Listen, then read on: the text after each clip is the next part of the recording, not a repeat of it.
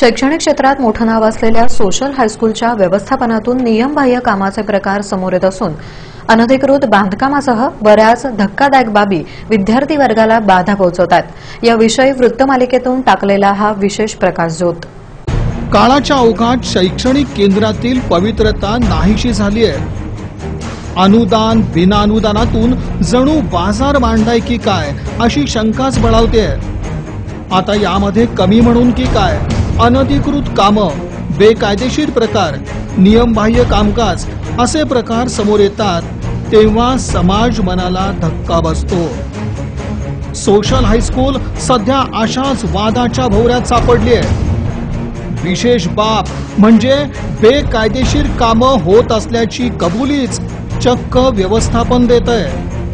शाळेतल्या वर्गातील विद्यार्थ्यांची संख्या, महाविद्यालयीन विद्यार्थ्यांकडून वसूल केली जाणारी फी, पत्र्याच्या खोलीत भरणारा कॉलेजचा वर्ग, उघडपणे करण्यात आलेलं अनधिकृत बांधकाम, संगणक कक्षात बसवण्यात येणारे वर्ग, शिक्षण हक्क कायद्याचा भंग, चेअरमन पदाचा विकोपाला गेलेला वाद असा खेळखंडोबा सोशल हायस्कूलमध्ये नजरेस पडतोय। मुख्य बाब आहे ती अनधिकृत बांधकामाची। शाळेच्या पार्किंगच्या जागेत शाळेनं बिनधास्तपणे पत्र्याचं शेड उभारलंय। अर्थात या पाठीमागे वापराचं नियोजन असणारच। आपल्याला ऐकून पाहून धक्का बसेल की या अनधिकृत पत्रा शेडमध्ये 11वी सायन्सचे वर्ग भरतायत। धन्य ती शाळा, धन्य ते व्यवस्थापन आणि धन्य ते विद्यार्थी असंच इथं म्हणावं लागतं। बरं, इतक्यावरच सोशल हायस्कूल मधील झोलझोल संपत नाही। जे काही अनधिकृत पत्रा शेड शाळेनं उभारलंय त्याला पालिकेनं दंड आकारून नियमित करावं असं अफलातून पत्र या शाळेनं पालिकेला दिलंय। शाळेचे मुख्याध्यापक अब्दुल जब्बार शेख यांनीच याची कबुली दिलेली आहे। हमारे मदरसे में तलबा और तालिबात की तादाद दिन ब दिन बढ़ती जा रही है, जिसकी वजह से तलबा और तालिबात को क्लासेस में बैठने के लिए कमरे कम पड़ रहे हैं। इस गर्ज को महसूस करते हुए हमारी ही संस्था का जो जगह जो है कंपाउंड के अंदर ही एक हमारा पिछले 10 सालों से पार्किंग की जो जगह है जहाँ पर गाड़ियाँ पार्क होती हैं, वहाँ पर एक पतरे का 10 साल से शेड है।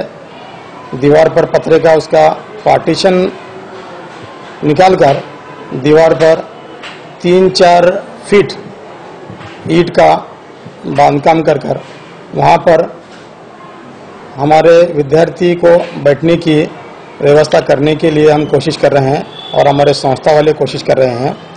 और उसके लिए कॉरपोरेशन की जानिब से जो भी दंड लगाया जाएगा, जो शुल्क लगाया जाएगा, जो टैक्स लगाया जाएगा, उसको भरने के लिए हमारी संस्था तैयार है।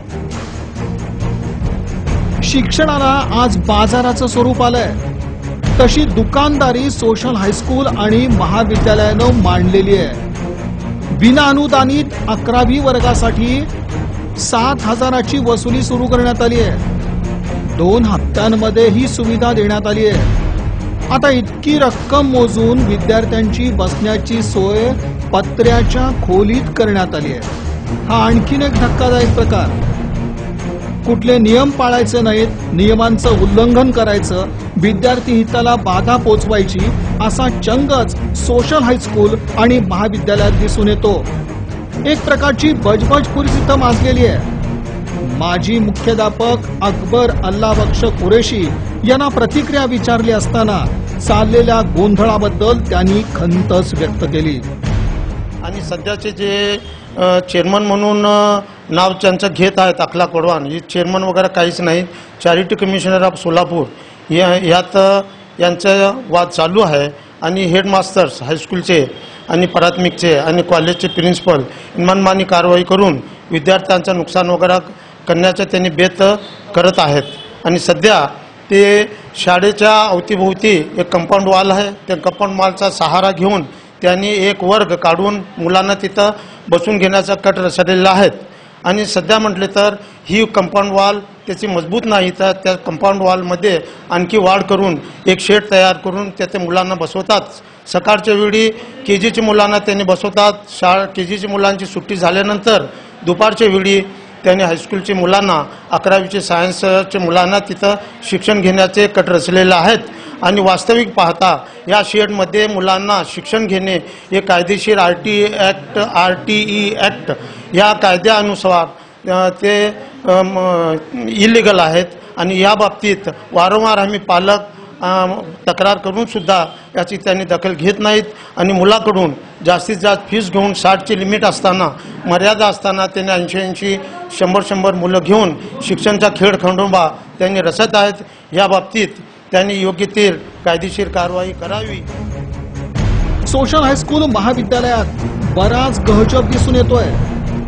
इथल्या चेअरमन पदाचा वाद धर्मादाय आयुक्तांपर्यंत पोहोचलाय. अखलाक बडवान चेअरमन नसतानाही कागदोपत्री तशा सह्या ठोकल्या जात आहेत आणि कारभार केला जातोय. एकंदरीत प्रकरणानं सोशल मधील विद्यार्थ्यांच्या हिताला बाधा पोहोचते. याच्याशी कुणाला देणं घेणं नाही. वर करणी ज्ञानदानाची ही क्षेत्र कशी बरबटली गेली आहेत याचं हे सोशल उदाहरण. बाकी बराच गोंधळ सोशल हायस्कूल आणि कॉलेज व्यवस्थापनाकडून सुरू आहे. एक विषय आपण चर्चेला घेत आहोत वृत्तमालिकेच्या माध्यमातून.